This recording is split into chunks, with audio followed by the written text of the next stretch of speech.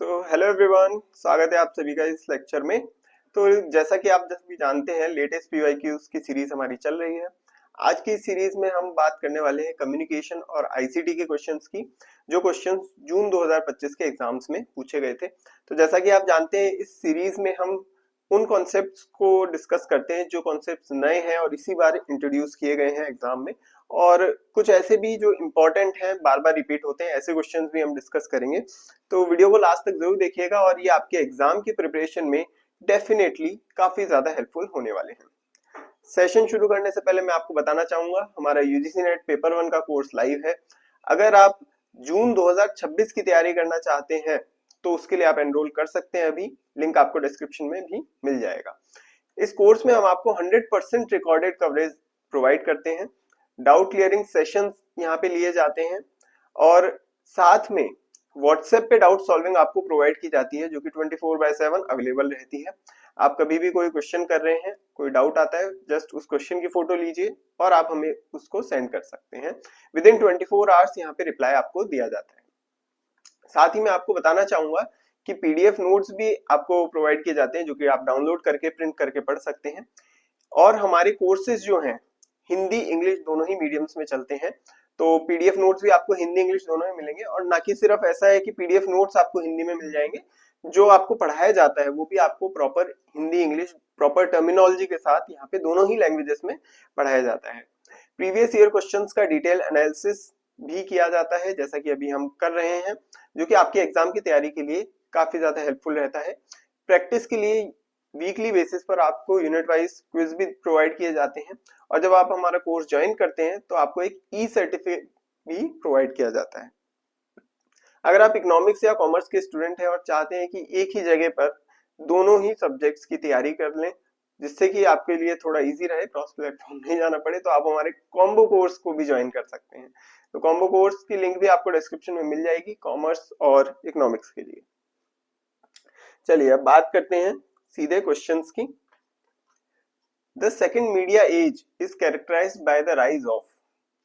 दूसरा मीडिया युग इन चीजों के उदय से पहचाना जाता है: प्रिंट मीडिया, रेडियो, टेलीविजन या इंटरेक्टिव मीडिया।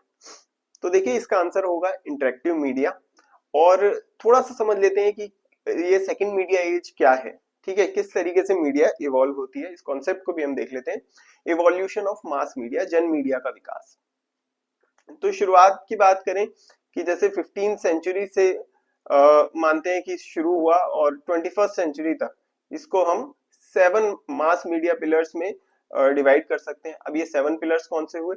सबसे पहले जो मीडिया आई थी वो थी प्रिंट मीडिया। ठीक है, जो न्यूज़पेपर, मैगजीन्स, ठीक है, ये सब थे प्रिंट मीडिया, जिसमें प्रिंट करके जो भी न्यूज होती थी लोग पढ़ते थे। फिर उसके बाद रिकॉर्डिंग्स भी आने लग गई। Then cinema, radio, television, internet, और लास्ट में मोबाइल फोन। अच्छा, मोबाइल फोन्स ऐसा तो है नहीं कि बिना इंटरनेट के चलते हैं, लेकिन इंटरनेट के बाद मोबाइल फोन्स इसलिए बोलते हैं क्योंकि जब इंटरनेट सिर्फ वर्ड यूज किया जाता है, तो वो वाली एज थी जब आपको जो न्यूज वगैरह मिल रही है कंप्यूटर के थ्रू मिल रही है। ठीक है, आज के टाइम में मोबाइल फोन जो है वो लेटेस्ट मीडिया पिलर है। तो जैसे अब आप मोबाइल फोन्स पे न्यूज पढ़ सकते हो, न्यूज को कंज्यूम कर सकते हो।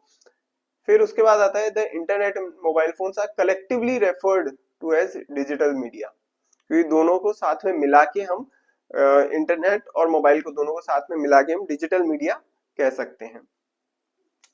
फिर digitization of the news industry has led to the rapid dissemination of news and images from around the world. समाचार उद्योग के डिजिटलीकरण से दुनिया भर से समाचारों और छवियों का तेजी से प्रसार हुआ है। बिल्कुल सही बात है। देखिए, कुछ घंटे लगते हैं, कोई फोटो है मतलब नॉर्थ टू साउथ वायरल होने में। ठीक है, बहुत जल्दी कोई भी चीज वायरल हो सकती है, कोई भी न्यूज हो, सेकंड्स में अराउंड द वर्ल्ड वो फैल जाती है। तो इसीलिए बहुत रैपिड डिसेमिनेशन न्यूज का, इमेजेस का हो सकता है अराउंड द वर्ल्ड। फिर फर्स्ट मीडिया एज को यहाँ पे बताया गया है। फर्स्ट मीडिया एज कौन सी थी? जहाँ पे वन वे ब्रॉडकास्ट होता था मीडिया का, जैसे प्रिंट हो गया, रेडियो या टेलीविजन हो गया, जहाँ पे कॉमन एक न्यूज सेंटर होता था, वहां से सब लोगों के पास न्यूज आती थी। तो ये फर्स्ट मीडिया एज हो गया। इसके बाद आता है सेकंड मीडिया है, द्वितीय मीडिया युग। इसमें क्या है, टू वे कम्युनिकेशन रहता है, इंटरेक्टिव मीडिया रहती है। जैसे कि मान लीजिए कोई इंस्टाग्राम पे कोई एबीपी न्यूज का पेज बना हुआ है, तो एबीपी न्यूज वाले उस पे कोई ना कोई कंटेंट डालेंगे, बेसिकली न्यूज डालेंगे, और उस पे हम कमेंट भी कर सकते हैं। तो यहाँ पे टू वे प्रोसेस है, ये एक इंटरेक्टिव मीडिया है, तो इसी को हम सेकंड मीडिया एज का पार्ट मानते हैं। फिर नेक्स्ट क्वेश्चन है मैचिंग का। तो यहाँ पे कुछ कॉन्सेप्ट्स दिए हुए हैं, उनके एरिया से रिलेटेड हमें उसे मैच करना है। तो देखिए, सबसे पहले ट्रांसफॉर्मेशनल अपील की बात करें तो ये एडवर्टाइजिंग के लिए की जाती है। परिवर्तनकारी अपील किसमें की जाती है, विज्ञापन के दौरान, कि आप हमारा प्रोडक्ट खरीदिए, ये बाकी प्रोडक्ट से बेहतर है। फिर प्रोक्सेमिक समीपता का अध्ययन, ये किया जाता है, कब किया जाता है, कि जब कम्युनिकेशन में हम देखते हैं कि अलग अलग लोगों से हम कितने डिस्टेंस के साथ बात कर रहे हैं। जैसे मान लीजिए आप क्लोज रिलेटिव्स हैं, उनसे आप बात करेंगे तो थोड़ा आसपास में बैठ कर करेंगे। अगर इसी जगह आप पब्लिक स्पीकिंग में बोल रहे हैं, तो जो सुनने वाले हैं, लिसनर्स हैं, वो आपसे थोड़े डिस्टेंस पर बैठे होंगे। तो ये सारी चीजें, कम्युनिकेशन का जो डिस्टेंस वाला डायमेंशन है, वो प्रोक्सेमिक्स में समीपता अध्ययन में पढ़ा जाता है। फिर इलेक्ट्रॉनिक टाउन हॉल की बात करें तो ये पॉलिटिकल कम्युनिकेशन से रिलेटेड है, राजनीतिक संप्रेषण। और लास्ट में एंटी क्लाइमेक्स, ठीक है, विरोधी चरम, ये कहाँ किया जाता है, एक रिटोरिकल टेक्निक में, एक भाषणात्मक तकनीक में। Next is when older media find new functions because there sorry when older media find new functions because their earlier functions are taken over by new technologies, the phenomenon is known as। जब पुराने media को नए function मिलते हैं क्योंकि उनके पुराने function नई टेक्नोलॉजी द्वारा ले लिए जाते हैं, तो इस घटना को इस नाम से जाना जाता है, फंक्शनल डिस्प्लेसमेंट, अल्टरनेटिव जर्नलिज्म, वैकल्पिक पत्रकारिता, एग्जिस्टेंशियलिज्म, अस्तित्ववाद, या एक्सपेरिमेंटलिज्म, प्रायोगिकवाद। तो ये होता है, देखो, फंक्शनल डिस्प्लेसमेंट। और इसमें क्या होता है कि जो पुरानी मीडिया है उसको हम किस तरीके से नए कुछ डिमांड के साथ हम इसको यूज कर सकते हैं, कि कुछ नए फंक्शंस इसके हम खोजने की कोशिश करते हैं। और ऐसा क्यों करते हैं, क्योंकि इसके जो पुराने फंक्शन है वो कुछ नई और बेहतर टेक्नोलॉजी द्वारा ले लिए गए हैं। तो हम देखते हैं कि भाई अब ये जो पुरानी मीडिया है, क्या इसका कुछ नया फंक्शन, कुछ अलग फंक्शन हो सकता है। तो इसे हम फंक्शनल डिस्प्लेसमेंट कहते हैं, कि उसके नए फंक्शन को हम ढूंढने की कोशिश कर रहे हैं। फिर आता है the correct sequence of profit maximisation strategies of media enlisted by बीएल ओटारे। बीएल ओटारे द्वारा बताई गई मीडिया की प्रॉफिट मैक्सिमाइजेशन स्ट्रेटेजी का सही क्रम है। तो मीडिया का प्रॉफिट मैक्सिमाइजेशन स्ट्रेटेजी ये क्या रहता है, इसमें देखो 4-5 चीजें हैं, celebrity, spectacle, synergy, planned obsolescence, logic of safety. तो इसका देखिए ये जो सीक्वेंस है वो आप ध्यान में रख सकते हैं। अच्छा, कम्युनिकेशन में कई बार बहुत इधर उधर के क्वेश्चंस आते हैं, मैं कहूंगा उन्हीं में से एक ये है, बीएल ओटारे, इनका पहली बार इनकी थ्योरी से कोई क्वेश्चन आया है। तो आप इसका सीक्वेंस ध्यान रखिए, जो कि मैंने आपको शो कर दिया, सीक्वेंस को ध्यान रखिए। बाकी अभी ऐसा नहीं कह सकते कि ये फिर से रिपीट होगा या बार बार इससे क्वेश्चन रिपीट होता है, पहली बार मतलब आया है बीएल ओटारे साहब का जो भी इनकी स्ट्रेटेजी है, प्रॉफिट मैक्सिमाइजेशन स्ट्रेटेजी। तो सीक्वेंस एक बार याद रखिए, इससे हो सकता है कि आगे आने वाले टाइम में रिपीट हो जाए। Then which are the main components of a language, भाषा के मुख्य घटक कौन से हैं। तो देखिए, पहला इसमें है फेनेटिक्स, ध्वनि विज्ञान, बिल्कुल ये भाषा का एक विज्ञान है। फेनेटिक्स में हम ये देखते हैं कि अलग अलग वर्ड्स का सही प्रोनाउंसिएशन क्या है, किस तरीके से किसी भाषा को सही रूप से बोला जाना चाहिए, तो ये फेनेटिक्स यानी ध्वनि विज्ञान में है। फिर सिंटैक्टिक, वाक्य विन्यास, जो हम वाक्य बनाते हैं उसको किस क्रम में बनाना चाहिए, कर्ता, क्रिया, कर्म, है ना, ये सारी चीजें जो हम पढ़ते हैं, टेंस इंग्लिश में पढ़ते हैं, तो ये सभी चीजें कि वाक्य को किस तरीके से बनाना चाहिए, ये भी भाषा का एक मुख्य घटक है। फिर डिस्कोर्स, प्रवचन, ये भाषा का मुख्य घटक नहीं है, ठीक है। डिस्कोर्स तो एक अलग चीज है किसी टॉपिक से रिलेटेड कुछ बताना, डिस्कोर्स, प्रवचन देना। फिर सिमेंटिक्स, अर्थ विज्ञान, अलग अलग शब्दों का कहाँ पे क्या मतलब हो सकता है ये बताना, ठीक है, दिस इज सिमेंटिक्स। फिर प्रैग्मेटिक्स, व्यवहारिक भाषा विज्ञान, ये भी बड़ी इंपॉर्टेंट चीज है। जैसे छोटों को तुम कह के बुलाया जा सकता है, बड़ों को आप कहकर बुलाना चाहिए, तो ये भाषा का व्यवहारिक विज्ञान है। जैसे होता है ना, हम बैठे हुए टीवी देख रहे हैं, अब छोटा भाई पास में बैठा हुआ है, पानी पीना है, तो बोलेंगे चल बे पानी लेके आ, ठीक है, छोटे भाई को हम बोल सकते हैं ऐसे ही सुनते हैं छोटे भाई। अगर इसी जगह बहन हो तो बोलेंगे प्यारी सी बहन एक गिलास पानी ले आओ। मम्मी है तो मम्मी को बोलेंगे कि मम्मी एक गिलास पानी दे दो प्लीज, ठीक है।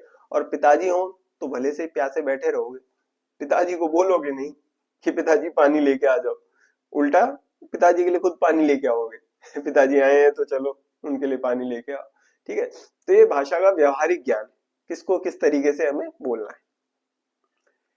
फिर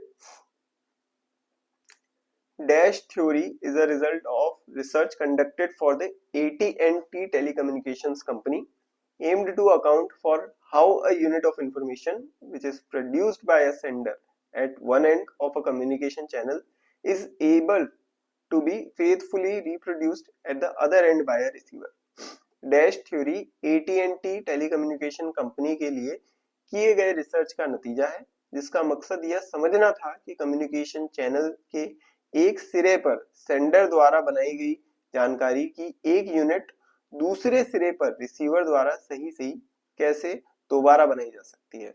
तो ये कौन सी थ्योरी में मतलब ये इस मॉडल के बाद, इस एक्सपेरिमेंट के बाद कौन सी थ्योरी हमारे सामने आई थी? तो थ्योरी सामने आई थी शैनन एंड वीवर की थ्योरी, ठीक है। AT&T टेलीकम्युनिकेशन कंपनी के लिए रिसर्च करी गई थी और जो मॉडल सामने आया था वो था शैनन एंड वीवर का मॉडल, जिसे हम शैनन एंड वीवर थ्योरी भी कह सकते हैं। फिर है the overhead projector is used for still pictures, स्थिर चित्र के लिए, मोशन पिक्चर चलचित्र के लिए, ट्रांसपेरेंसी के लिए, या फिर पीपीटी के लिए। तो देखिए जो ओवरहेड प्रोजेक्टर्स होते हैं ये ट्रांसपेरेंसीज के लिए काम में लिए जाते हैं। इसमें क्या होता है कि कुछ इस तरह का इंस्ट्रूमेंट होता है, जैसा आप देख सकते हैं, ये इस तरह का इंस्ट्रूमेंट होता है।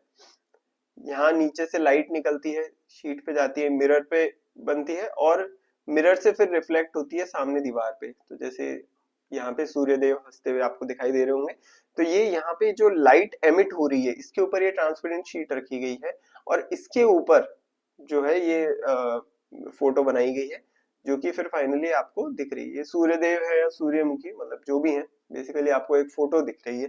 तो ये इसी टेक्नोलॉजी पे बनाए गए ये होते हैं ओवरहेड प्रोजेक्टर, ठीक है। ये ट्रांसपेरेंसी के लिए यूज आते हैं। नेक्स्ट है what is the full form of the acronym CBFC। CBFC का पूरा नाम क्या है? Central board of film censors, central bureau of film certification, central bureau of film censors, या central board of film certification. So correct answer is central board of film certification. Important है, अपने notes में इसको जरूर शामिल कीजिए। CBFC का full form आपको पता होना चाहिए। Next, which of the following is not a weakness of propaganda theory? निम्नलिखित में से कौन सा प्रोपेगेंडा थ्योरी की कमजोरी नहीं है?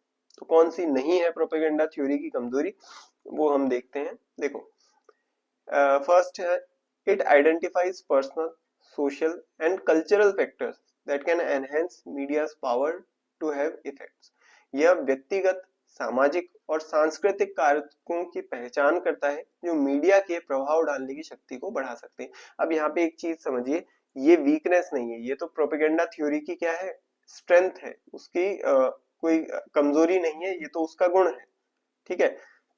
तो एक तो ये हो जाएगा, क्योंकि ये वीकनेस नहीं है। हमसे पूछा है इज नॉट अ वीकनेस, तो जो वीकनेस नहीं है वो हमें बताना है, तो ये कोई कमजोरी नहीं है। फिर नेक्स्ट है it ignores personal, social and cultural factors that limit media effect। यह व्यक्तिगत, सामाजिक और सांस्कृतिक कारकों को नजरअंदाज करता है जो मीडिया के प्रभाव को सीमित करते हैं। बिल्कुल ये एक वीकनेस है और बिल्कुल सही है।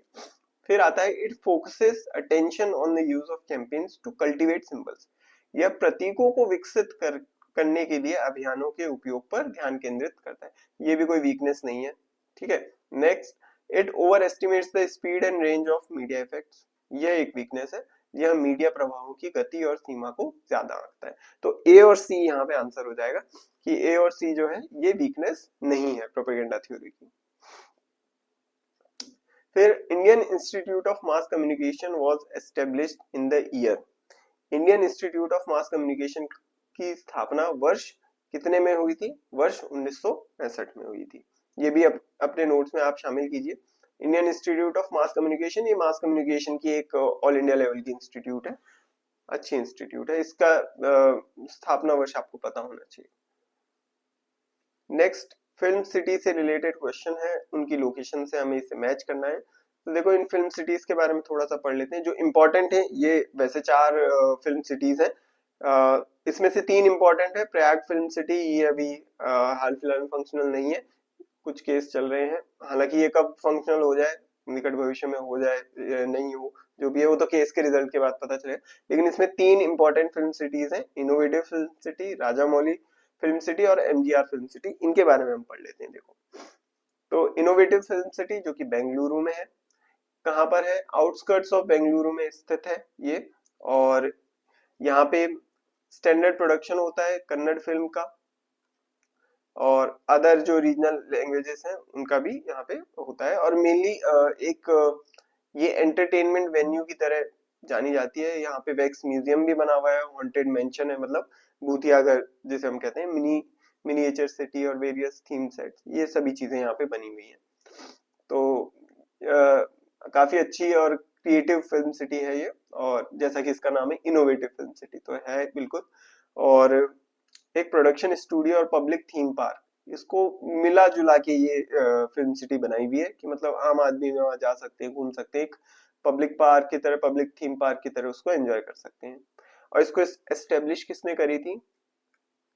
सरवाना प्रसाद जी ने। तो ये नाम भी आपको याद रखना है। फिर आती है राजामौली फिल्म सिटी। अब राजामौली फिल्म सिटी ये 1996 में ओपन हुई थी और काफी बड़ी है, 2000 एकड़ में फैली हुई है। और pre production, production, post production resources, ये सभी एक ही जगह पर यहाँ पर आपको देखने को मिल जाते हैं।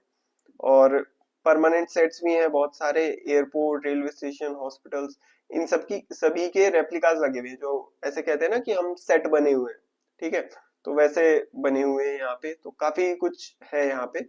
और इसमें गिनीज वर्ल्ड रिकॉर्ड भी मिला हुआ है कि largest film studio complex in the world, कि वर्ल्ड का सबसे बड़ा फिल्म सिटी स्टूडियो कॉम्प्लेक्स है ये। और रामोजी राव, इन्होंने इसको बनाया था, रामोजी राव। तो ये हो गया रामोजी फिल्म सिटी। और नेक्स्ट है एमजीआर फिल्म सिटी जो कि चेन्नई में है, ये 1994 में बना था, ठीक है। और मेजर हब है किसके लिए? तमिल फिल्म इंडस्ट्री के लिए। और ये चेन्नई में बना हुआ है। और इसका जो नाम रखा गया है, फॉर्मर जो चीफ मिनिस्टर थे तमिलनाडु के और लेजेंडरी एक्टर एमजी रामचंद्रन, उनके नाम पर रखा हुआ है एमजीआर, ठीक है। एमजीआर फिल्म सिटी एमजी रामचंद्रन जी के नाम पे रखा हुआ है। और एस्टेब्लिश किसने किया था? गवर्नमेंट ऑफ तमिलनाडु ने इसको एस्टेब्लिश किया था। तो चलिए अभी फिल्म सिटीज की लोकेशन से इसको मैच कर ले। इनोवेटिव फिल्म सिटी ये बेंगलुरु में बनी हुई है। रामोजी फिल्म सिटी ये बनी हुई है हैदराबाद में। प्रयाग फिल्म सिटी ये बनी है कोलकाता में। और एमजीआर फिल्म सिटी ये बनी हुई है चेन्नई में। नेक्स्ट है, what among the following are some media organization, निम्नलिखित में से कौन से कुछ मीडिया संगठन है? Registrar of newspaper for India, तो ये एक हम कह सकते हैं कि हाँ एक मीडिया ऑर्गेनाइजेशन है। फिर national institute of fashion technology, ये एक फैशन का एक कॉलेज है बेसिकली, तो ये कोई मीडिया ऑर्गेनाइजेशन नहीं है। उसके बाद आता है the press council of India, बिल्कुल ये भी एक मीडिया ऑर्गेनाइजेशन ही है, press council of India. Press council of India. फिर आता है audit bureau of circulation limited, ABC, ये भी एक मीडिया ऑर्गेनाइजेशन है, ये ऑडिटिंग से रिलेटेड काम करता है। और लास्ट है university school of mass communication, तो ये मीडिया ऑर्गेनाइजेशन नहीं है, ठीक है, ये मतलब ऐसा कोई है नहीं, ये एक मीडिया ऑर्गेनाइजेशन नहीं है। तो ए, बी और डी। देन क्वेश्चन है, as per the book the 5 C's of cinematography by Joseph V Mascelli, arrange the following Cs in order of chapters given in the book. तो Joseph V Mascelli, इन्होंने एक किताब दी थी जिसका नाम था द 5 C's ऑफ सिनेमाटोग्राफी। तो उसमें 5 चैप्टर्स थे, उन 5 चैप्टर्स का क्या सीक्वेंस था, उसको सही सीक्वेंस में हमें अरेंज करना है। तो देखिए इसके बारे में हम पढ़ लेते हैं 5 C's ऑफ सिनेमाटोग्राफी। तो सबसे पहले इन्होंने बताया कैमरा एंगल के बारे में कि specific location, specific height, specific angle क्या होना चाहिए कैमरे का, ठीक है। डिफरेंट एंगल से अलग अलग तरह के शॉट्स लिए जाते हैं और ज्यादा इफेक्टिव होते हैं वो, जो आप कैमरा एंगल किस तरीके से रखोगे उसके ऊपर डिपेंड करता है, सीन के ऊपर डिपेंड करता है किस तरह का सीन है। देन कंटिन्यूटी, उसके बाद आता है कि स्क्रीन का जो डायरेक्शन है वो थोड़ा कंटिन्यूअस होना चाहिए, ऐसे बीच बीच में चीजें फ्लैश नहीं होती, कंटिन्यूअस होना चाहिए जिससे कि व्यूअर का इंटरेस्ट बना रहे, ठीक है, बीच में कंफ्यूज ना हो जाए। उसके बाद आता है कटिंग, मतलब इसमें एडिटिंग वगैरह जो की जाती है कि सेलेक्ट करना सीक्वेंस, टाइम शॉट्स, वो सभी चीजें देखना, कटिंग तीसरा। फिर उसके बाद आता है क्लोजअप, कि कई बार ऐसा होता है कि हमें किसी चीज को ज्यादा पास से दिखाना होता है, किसी चीज को दूर से दिखाना होता है, तो वो क्लोजअप्स हो गए। और पांचवा हो गया कंपोजिशन, ठीक है। तो जो भी विजुअल एलिमेंट्स हैं सब, जैसे बैकग्राउंड हो गया, लाइट, शेडो, इन सबको कंपोज करना, रचना करना, मिलाना इन सभी को। तो ये 5 C's ऑफ कम्युनिकेशन है, तो इसको हम सीक्वेंस में अरेंज कर सकते हैं। तो सबसे पहले यहाँ पे होगा कैमरा एंगल, फिर आता है हमारा continuity, then cutting,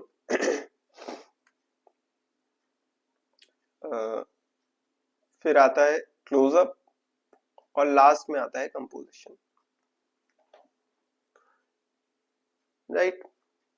then next, who directed the first talkie film, talkie feature film made in India. भारत में बनी पहली टॉकी फीचर फिल्म का निर्देशन किसने किया था? अरदेश ईरानी, ऋषित्व घटक, दादा साहब फाल्के या फिर बिमल रॉय। तो सबसे पहली टॉकी यानी बोलने वाली फीचर फिल्म का निर्देशन किसने किया था? अर्देशर ईरानी ने, ठीक है। इन्होंने आलम आरा बनाई थी 1931 में। इस मूवी का नाम भी आप याद रखिएगा, आलम आरा।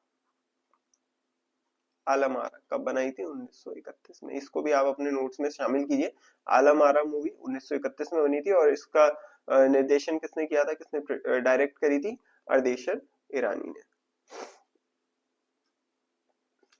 Then,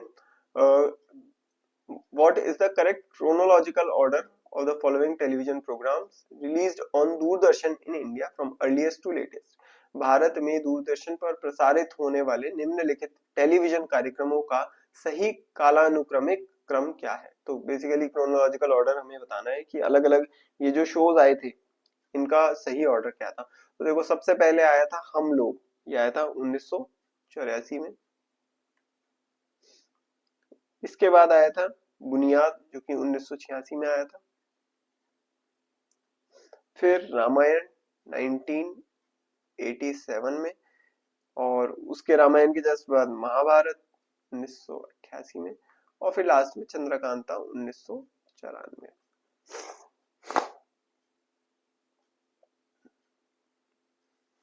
राइट, चलिए। अच्छा, इसमें अगर आपको सारे याद ना भी हो तो भी देखो इस तरह के क्वेश्चंस को बनाने के लिए कुछ आप एलिमिनेशन मेथड काम में ले सकते हो। मैं आपको बताता हूँ, देखो कोई भी शो पूछा जाए, जरूरी नहीं है कि आपको सबका ईयर याद हो, ठीक है। इस क्वेश्चन को करने की सही अप्रोच क्या होगी, या ऑल्टरनेट अप्रोच, आपको सारे ईयर्स याद हैं तब तो आप इजीली बना ही लोगे, लेकिन नहीं भी याद है तो इतना तो हमें सबको मतलब याद होगा कि पहले रामायण आई थी, ठीक है, टेलीविजन के ऊपर, और उसके बाद मतलब रामानंद सागर की रामायण जो आई थी वो आई थी सबसे पहले, उसके बाद बी आर चोपड़ा की महाभारत आई थी, है ना। तो उस चीज को अगर हम याद रखें तो हमें एक फॉर्मूला यहाँ पे क्या होगा कि भाई आंसर के अंदर पहले डी आएगा और फिर उसके बाद ए आएगा।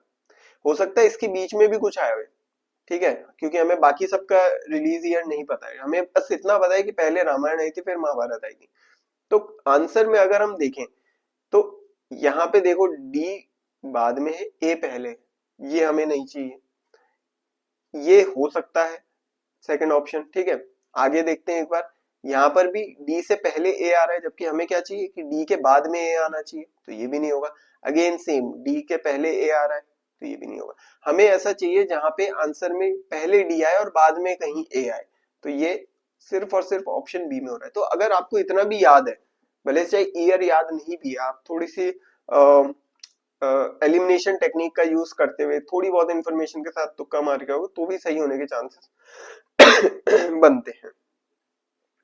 तो यहाँ पे अप्रोच समझना बहुत जरूरी है। देखो, और कम्युनिकेशन के क्वेश्चन वास्तव में ऐसे आते हैं जो अप्रोच बेस्ड ही ज्यादातर होते हैं, क्योंकि कम्युनिकेशन का क्वेश्चन बहुत ज्यादा डाइवर्स है। देखो, ओपन एंडेड क्वेश्चन आते हैं, कहीं से भी उठ के आते हैं, ठीक है। तो अप्रोच पे आपको यहाँ पे काम करने की थोड़ी जरूरत है इस यूनिट के लिए पर्टिकुलरली। नेक्स्ट देखिए, who directed the first film made in India? भारत में बनी पहली फिल्म का निर्देशन किसने किया था? सत्यजीत रे, दादा साहब फाल्के, पृथ्वीराज कपूर या आरदेशर ईरानी? तो इसका सही जवाब है दादा साहब फाल्के।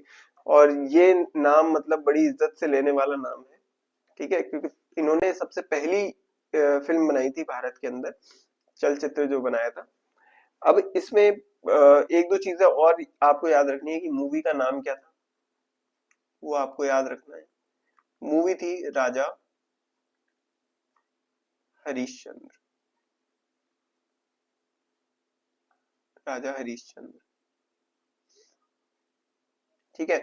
और ये डायरेक्ट किसने करी थी? दादा साहब फाल्के ने। डायरेक्टर का नाम आपको याद रखना है, दादा साहेब फाल्के। इनके नाम से आज तक मतलब अवार्ड भी दिया जाता है। फिर ईयर कौन सा था? ईयर भी आपको याद रखना है, 1913। और ये जो फिल्म थी ये एक साइलेंट फीचर फिल्म थी, साइलेंट फीचर फिल्म थी, ठीक है। क्योंकि फर्स्ट टॉकी फिल्म तो आलम आरा थी, ठीक है, ये उससे भी पुरानी है। उस समय जो फिल्म थी उसमें नॉइस नहीं थी, सिर्फ चित्र चलते थे, ठीक है, बिना आवाज वाली फिल्म। और इसको एक लैंडमार्क भी बोला जाता है इंडियन सिनेमा में, क्योंकि ये पहली फिल्म थी।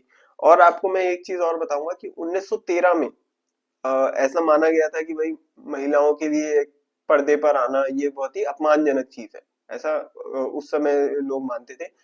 तो महिलाओं का रोल भी पुरुषों ने ही किया था, बस वो साड़ी वाड़ी पहनकर आते थे और महिलाओं का रोल करते थे विग वगैरह लगा के। बाकी उसमें सिर्फ और सिर्फ पुरुष है, कोई महिला नहीं है काम करने के लिए। किरदार में जरूर है बट असल में वो पुरुष ही है जो महिला के किरदार में बन के आए हैं।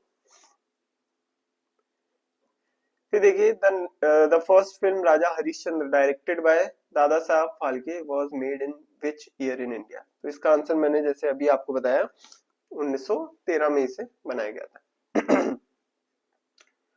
The first talkie film Alam Ara directed by Ardeshir Irani was made in which year in India? Ardeshir Irani द्वारा निर्देशित पहली टॉकी फिल्म आलम आरा भारत में किस साल में बनी थी? तो किस साल में बनी थी? 1931 में बनी थी। ये भी मैंने आपको अभी थोड़ी देर पहले बताया कि अपने नोट्स में शामिल करना। और आलम आरा, राजा हरिश्चंद्र, इसको लेके काफी सारे क्वेश्चन बने थे, दादा साहब फाल्के के ऊपर भी क्वेश्चन बने थे। तो इसको आप अपने नोट्स में शामिल करें तो अच्छा होगा। जून 2025 में काफी सारे क्वेश्चन पे बने थे। What among the following are the essential requirements of a film script writing? तो स्क्रिप्ट राइटिंग के लिए इनमें से कौन कौन सी चीजें हैं जो कि इम्पोर्टेंट है, एसेंशियल है? तो पहला है यहाँ पे शूटिंग। अब देखो, शूटिंग स्क्रिप्ट राइटिंग के बाद वाली चीज है, पहले स्क्रिप्ट लिखी जाती है उसके बाद उसे शूट किया जाता है। तो स्क्रिप्ट राइटिंग के लिए ये होना तो जरूरी नहीं है। दूसरा, कन्फ्रंटेशन मिडल, टकराव, बीच का हिस्सा, तो बीच का हिस्सा जरूरी है बिल्कुल। फिर बिगनिंग सेटअप, शुरुआत में जो सेटअप करना है वो जरूरी है, उसी के बाद बीच में पहुंचेंगे। फिर आता है एडिटिंग। एडिटिंग तो वो चीज है जो शूटिंग के बाद की जाती है, तो ये भी स्क्रिप्ट राइटिंग के लिए जरूरी नहीं है। और फिर रिजोल्यूशन एंड, समाधान, ये भी स्क्रिप्ट में होना चाहिए। बेसिकली स्क्रिप्ट में एक बिगिनिंग होगी, एक मिडल पार्ट होगा और एक एंड पार्ट होगा, तो ये स्क्रिप्ट के लिए मतलब जरूरी है जब आपको लिखना हो। तो आपको बेसिकली जो स्क्रिप्ट राइटर्स होते हैं उन्हें ये चीजें बताई जाती है, मोटे मोटे तौर पे प्लॉट बताया जाता है, बिगिनिंग बताई जाती है, मिडल बताया जाता है, एंड बताया जाता है, उसके अकॉर्डिंग वो फिर पूरी स्क्रिप्ट को तैयार कर सकते हैं। B, C and E only. Next is, which one of the following does not pertain to 4 C's of successful writing? निम्नलिखित में से कौन सा सफल लेखन के 4 C's से संबंधित नहीं है? कंसाइज, कनेक्ट, क्लियर या करेक्ट। तो देखो जो 4 C's ऑफ सक्सेसफुल राइटिंग है उनको समझते हैं। सो पहला है क्लैरिटी, स्पष्टता। जो आप लिख रहे हैं उसमें स्पष्टता होनी चाहिए, रीडर को उसको पढ़ के समझ में आ जाना चाहिए कि मतलब मेन मैसेज क्या कन्वे करने की कोशिश कर रहे हैं, तो क्लियर होना चाहिए मैसेज। फिर कंसाइजनेस, संक्षिप्तता, जिस चीज को 2 लाइन में कहा जा सकता है उसके लिए 4 लाइन हमें नहीं लिखनी है, ठीक है, संक्षिप्त होना चाहिए, कंसाइज होना चाहिए।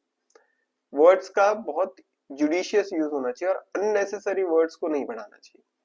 तीसरा करेक्टनेस, ठीक है, जो आपको grammar, spelling, punctuation mark, syntax, इन सबको सही तरीके से काम में लेना है, उसमें एरर नहीं होना चाहिए। और चौथा है कंप्लीटनेस, कि बेसिकली जो पूरा मैसेज है वो कंप्लीट होना चाहिए, उसमें सारी नेसेसरी इंफॉर्मेशन होनी चाहिए जिससे कि रीडर को पूरी पिक्चर क्लियर हो सके, ठीक है। ऐसा नहीं हो कि मैसेज अधूरा रह जाए, है ना।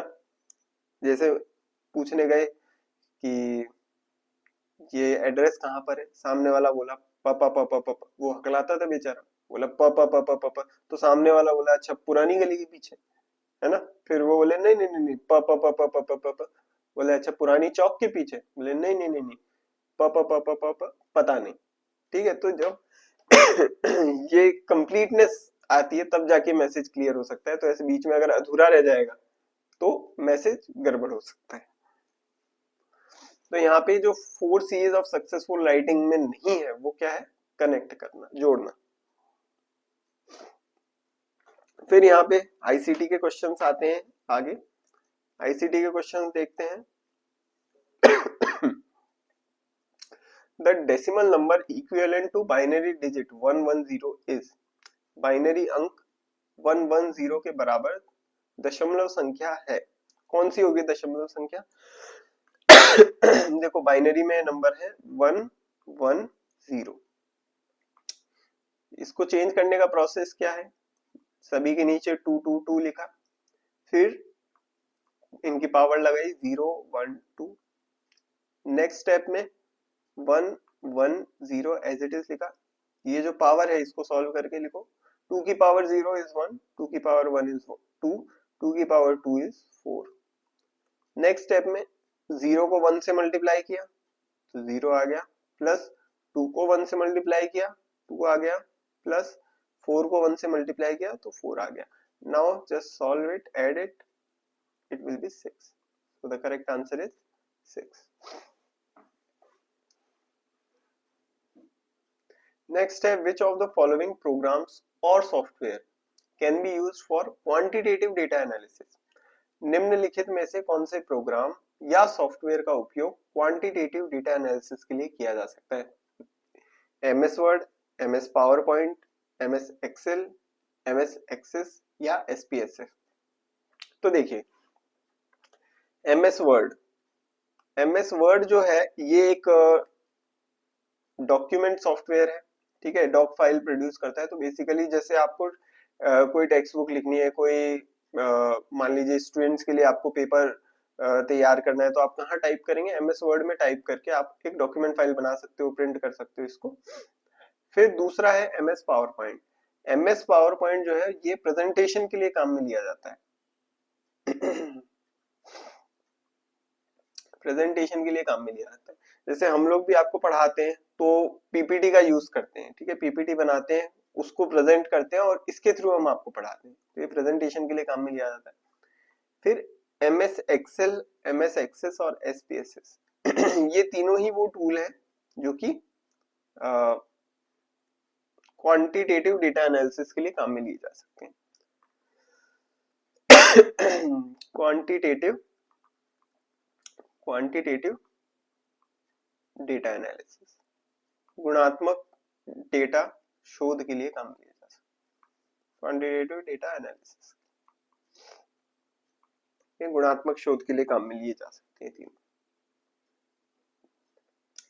फिर देखो ये एक क्वेश्चन है, ये कंप्यूटर के प्रोसेसर्स के ऊपर है। कंप्यूटर के प्रोसेसर्स के ऊपर क्वेश्चन आता तो नहीं है, बट ये एक बार आया था तो मैं इसको लेकर आया हूँ आप लोगों के लिए, क्योंकि ये एक नया कॉन्सेप्ट है। इसका वन लाइन एक्सप्लेनेशन है सभी अलग अलग तरह के जो प्रोसेसर्स होते हैं, तो इसको एक बार देख लेते हैं हम। CISC प्रोसेसर्स, ये कौन से प्रोसेसर है? These possesses so many processing features making the job of machine language programmers easier। इसमें बहुत सारे प्रोसेसिंग फीचर्स होते हैं जिससे मशीन लैंग्वेज प्रोग्रामर्स का काम आसान हो जाता है। फिर RISC प्रोसेसर्स, ये कौन से प्रोसेसर्स हैं? Have a small instruction set, एक छोटा निर्देश सेट होता है इसके अंदर। फिर एपिक प्रोसेसर्स, इसमें एक्सप्लिसिट पैरेललिज्म का यूज किया जाता है, स्पष्ट समानांतरता का प्रयोग किया जाता है। और फिर लास्ट में है multi core processors, operating system controls overall assignment of task, operating system task के पूरे असाइनमेंट को कंट्रोल करता है। तो बस वन लाइन का एक्सप्लेनेशन है, इसको आप अपने नोट्स में चाहे तो शामिल कर ले, नहीं तो बस यहीं पर पढ़ ले।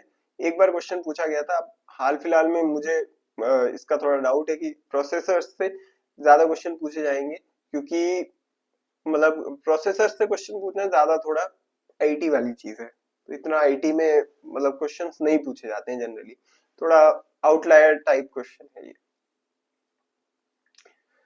नेक्स्ट, अब यहाँ पे जो सही स्टेटमेंट है वो हमें चूज करना है। IoT term was first used by Ashton in context to supply chain management with RFID tags। IoT शब्द का इस्तेमाल सबसे पहले एस्टन ने RFID टैग के साथ सप्लाई चेन मैनेजमेंट के संदर्भ में किया था। अच्छा देखो, ये IoT क्या चीज है, इस टर्म को हम बहुत ही लेमन लैंग्वेज में हम समझने की कोशिश करते हैं। IoT होता है इंटरनेट ऑफ थिंग्स। अब ये इंटरनेट ऑफ थिंग्स क्या है? जब हम हमारी रोजमर्रा की चीजों को आपस में एक नेटवर्क में जोड़ देते हैं, इंटरनेट से उसको कंट्रोल करने लगते हैं, तब हम उसको बोलते हैं इंटरनेट ऑफ थिंग्स। जैसे कि आज के टाइम में अगर आपको ट्यूबलाइट भी जलानी है तो एक टेक्नोलॉजी है कि हम बोलते हैं Alexa turn on the light, तो लाइट टर्न ऑन हो जाती है, ठीक है। और मान लो लाइट का कलर चेंज करना है हमें, तो हम बोलते हैं एलेक्सा चेंज लाइट, ठीक है। तो इसमें मतलब क्या हो रहा है कि जो हमारी लाइट है उसको हमने इंटरनेट से कनेक्ट कर दिया है। कई इस तरह के एसी आते हैं कि आप घर पे पहुंचने वाले हो, 15 मिनट पहले आप अपने मोबाइल से उस एसी को चालू कर देते हो, जिससे कि जब आप पहुंचो तो आपको रूम थोड़ा ठंडा मिले, ठीक है। आप मोबाइल से पता कर सकते हो कि भाई मेरी कार अभी कौन से लोकेशन पर है। तो आपने हर चीज में बेसिकली इंटरनेट को कहीं ना कहीं यूज कर लिया है और सभी चीजें एक नेटवर्क में जुड़ गई हैं। This is known as internet of things. ये बहुत ही लेमन लैंग्वेज, कॉमन लैंग्वेज मैंने आपको इंटरनेट ऑफ थिंग्स का मतलब बताया है। तो इंटरनेट ऑफ थिंग्स शब्द का इस्तेमाल सबसे पहले एस्टन ने RFID टैग के साथ सप्लाई चेन मैनेजमेंट के संदर्भ में किया था। ये बात सही है, दिस इज करेक्ट। फिर next, Bluetooth 4.0 is working on the frequency range of 2.4 megahertz। Bluetooth 4.0 2.4 megahertz की फ्रीक्वेंसी रेंज पर काम करता है, ये वाली चीज गलत है। जो इसकी फ्रीक्वेंसी रेंज है वो 2.4 गीगाहर्ट्ज है, 2.4 गीगाहर्ट्ज है। 1 गीगाहर्ट्ज में 1000 मेगाहर्ट्ज होते हैं, तो ये उसकी फ्रीक्वेंसी को मतलब बेसिकली स्टेटमेंट गलत है। कितना गलत है? 1000 गुना गलत है, 1000 गुना कम करके बताया जा रहा है। 2.4 मेगाहर्ट्ज नहीं, 2.4 गीगाहर्ट्ज की फ्रीक्वेंसी रेंज है इसकी।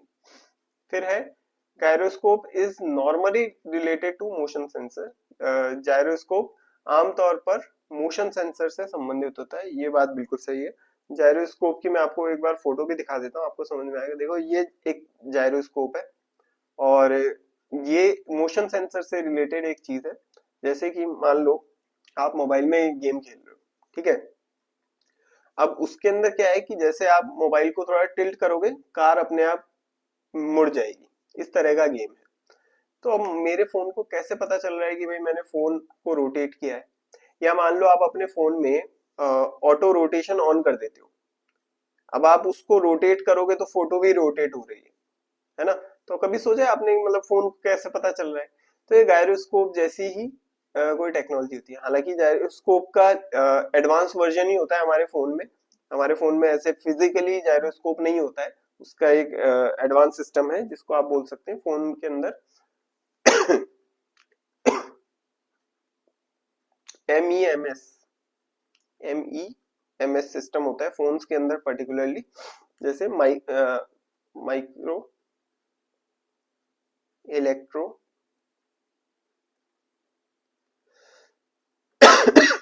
मैकेनिकल सिस्टम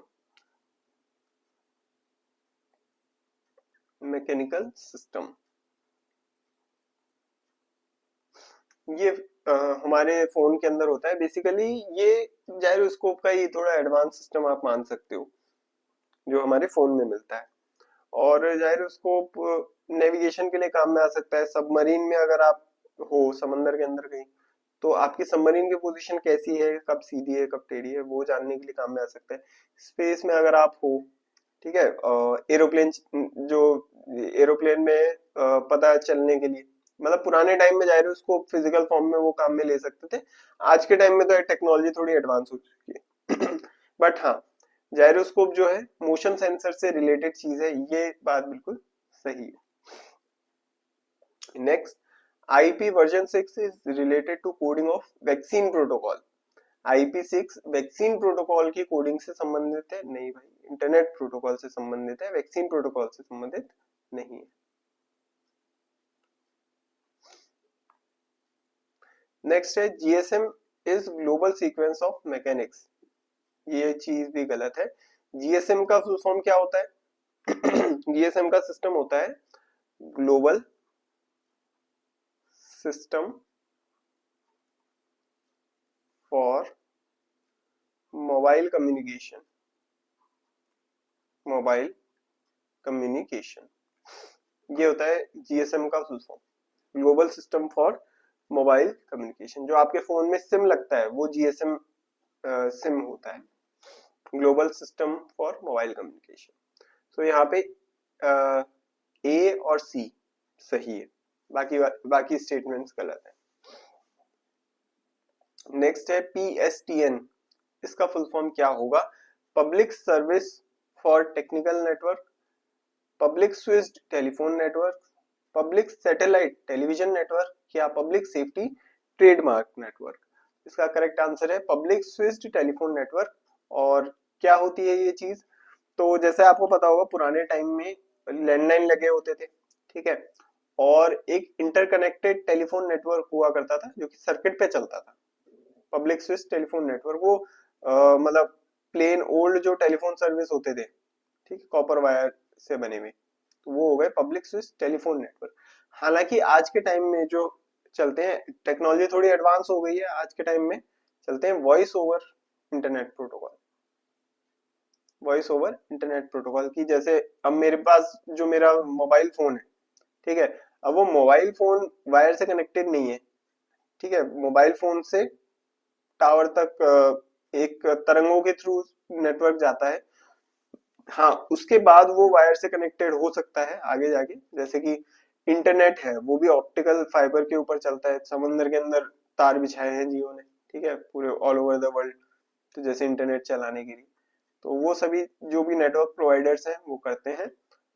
बट हाँ, पहले के टाइम में PSTN टेक्नोलॉजी ज्यादा काम में आती थी। आज के टाइम में लैंडलाइन फोन मतलब मुश्किल से मिलते हैं किसी घर में, किसी किसी जगह मिल सकते हैं। बाकी ज्यादातर तो आज के टाइम में जो है voice over internet protocol VoIP, ये वाली टेक्नोलॉजी ज्यादा काम में ली जाती है। नेक्स्ट, कौन कौन से स्टेटमेंट गलत है वो हमें बताने हैं। तो फर्स्ट स्टेटमेंट है JPEG stands for joint photographic exchange general. JPEG का मतलब है जॉइंट फोटोग्राफिक एक्सचेंज जनरल, तो ये वाला स्टेटमेंट गलत है। फिर जेपीईजी का सही फुल फॉर्म क्या है वो भी हम देख लेते हैं। जेपीईजी, इसका सही फुल फॉर्म होगा joint photographic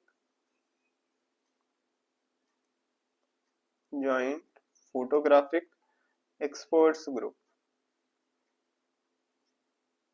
experts group, joint photographic experts group. Next, FTP stands for file transfer protocol. ये वाली बात बिल्कुल सही है, FTP का मतलब है file transfer protocol. Next, GUI stands for general user interface, तो ये वाला स्टेटमेंट गलत है। तो GUI का फुल फॉर्म क्या होगा, सही वाली फुल फॉर्म जो है वो आप अपने नोट्स में इंक्लूड करिए। ये हो जाता है ग्राफिकल यूजर इंटरफेस,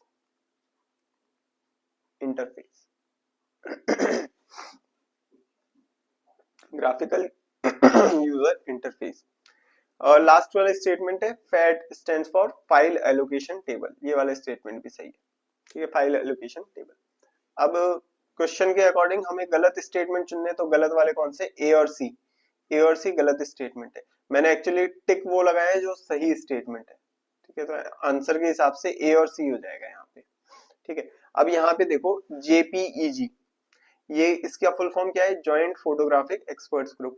जो फोटोज हम कंप्यूटर में सेव करते हैं ये उसका एक फॉर्मेट है, जेपीईजी फॉर्मेट की हो सकती है इमेज, जैसे बहुत सारी image format, audio format, video format होते हैं ना, उन्हीं में से एक इमेज फॉर्मेट है जेपीईजी। और दूसरी चीज ग्राफिकल यूजर इंटरफेस, ये क्या चीज होती है, जीयूआई।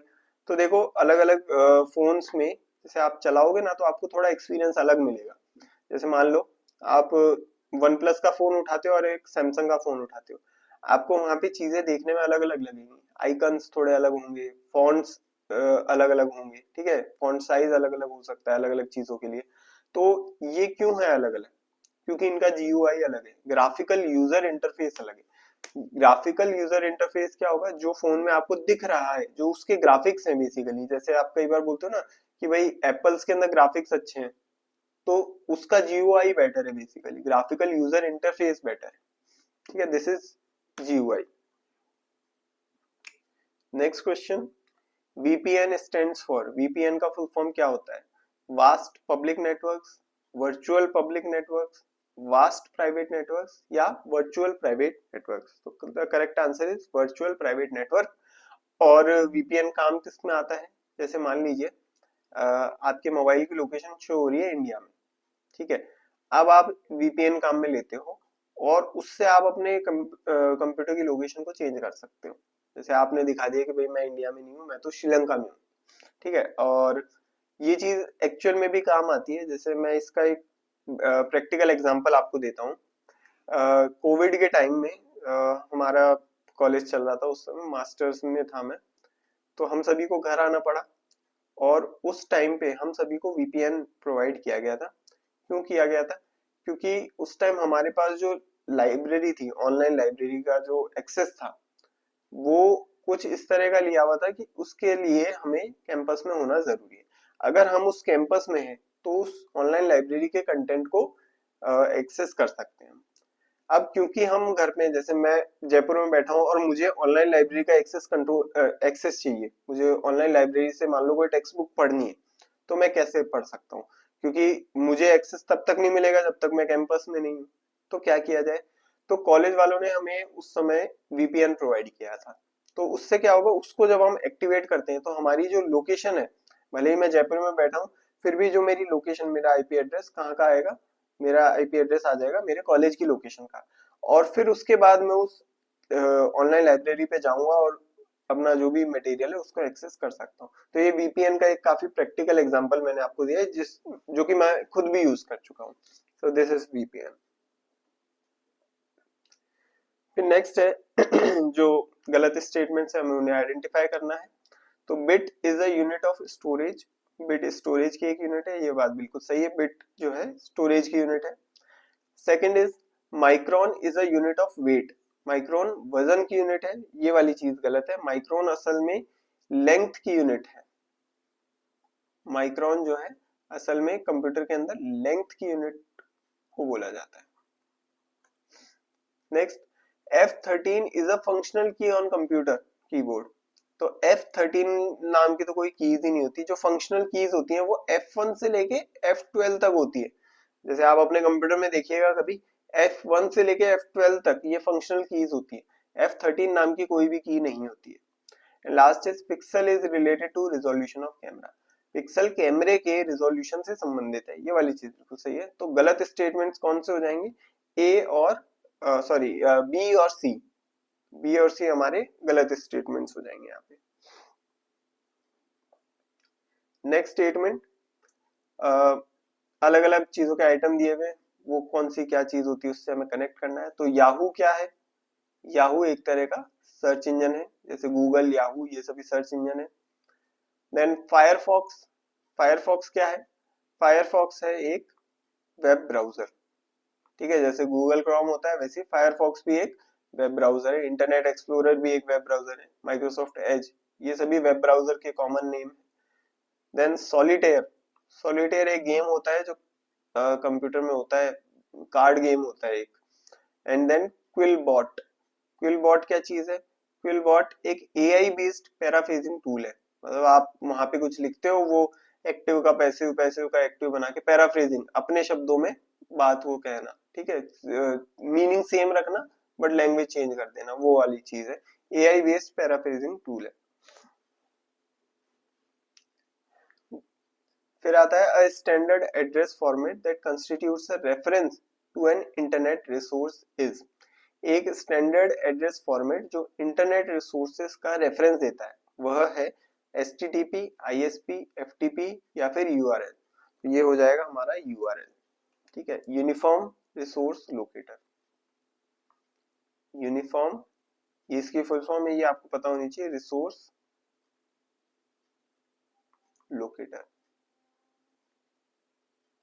तो जो भी कोई वेबसाइट होती है उसका अपना एक URL होता है, अपना एक वेब एड्रेस होता है, उसे ही हम URL बोलते हैं।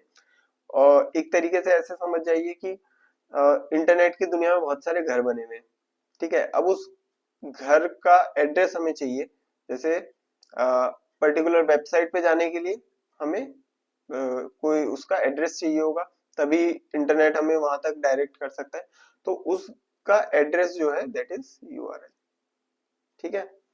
तो आई होप ये सेशन आपको सभी क्वेश्चंस अच्छे से समझ में आए होंगे, और इसमें से काफी सारी चीजें हैं जो एज अ नोट्स आप अपने बना सकते हैं इस क्लास से, तो अपने नोट्स में इन सभी चीजों को इंक्लूड कीजिएगा, जो भी सारी चीजें मैंने आपको बताई और जो भी इंपॉर्टेंट चीजें, जो नई चीजें आपको सीखने को मिली है। और इसी तरह के इंपॉर्टेंट सेशंस को अटेंड करते रहने के लिए टेलीग्राम चैनल को ज्वाइन कर लीजिए, टेलीग्राम चैनल की लिंक आपको डिस्क्रिप्शन में गिवन है। तो मिलते हैं आपसे इसी तरीके से एक नए सेशन में। Thank you very much.